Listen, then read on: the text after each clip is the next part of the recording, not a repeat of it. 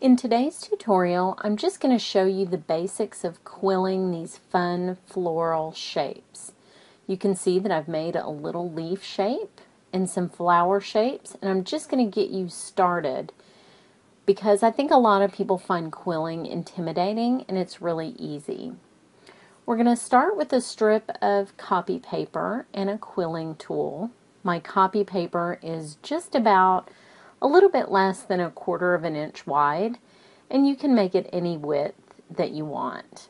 The quilling tool, I got mine at a craft show, but it has a little slot in it that lets you catch the paper and then just start rolling the paper up.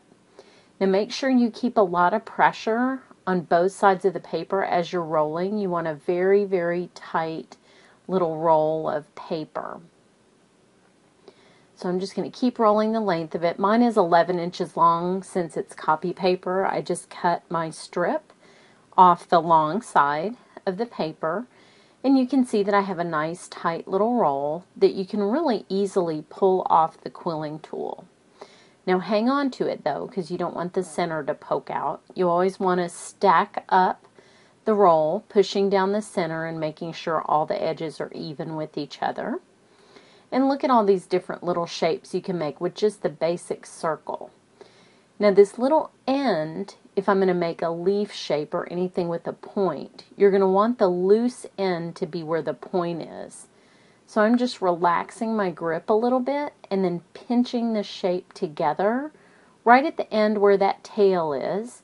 So now you can see it's totally even with the end of my little point.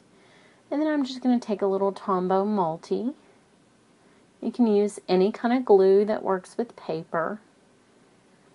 And just lay that down. Just make sure that it's even with the top and bottom edges. You don't want it to stick out on one end or the other.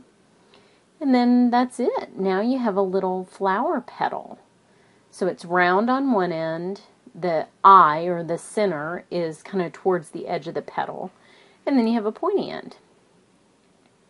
Now to stick them down on the card, a lot of people use glue, but I just take that nice center that's already tightly wound and I put it onto a mini glue dot, which those are magical, and then I just stick it down onto my paper.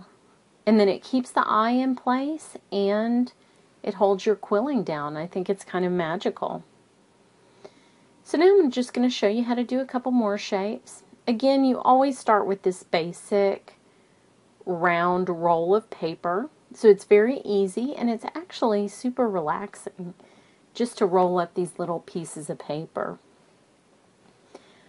If you can believe it, I just started doing this today, so if that tells you how easy it is to get started, you shouldn't be scared of this technique at all, because it really gives you a beautiful look and you don't need any experience. Each little roll is very quick. I'm just going to pull it off. And again, just kind of manipulate, let it go a little bit, let it spring back so that you can determine the size that you want. Check out where your end is. And in this case, I'm making a leaf. So I'm going to keep the eye of the quilled roll in the center and pinch both ends, and you can see that it matches that leaf shape. And you can also just pinch one end and then indent the other end so that it looks kind of like a little kitty face, or it could be a little ear of an animal. You really have a lot of possibilities. But this is just a very simple card with the two shapes that I've showed you, plus a little round flower center for the middle. So I hope you'll give it a try and enjoy it.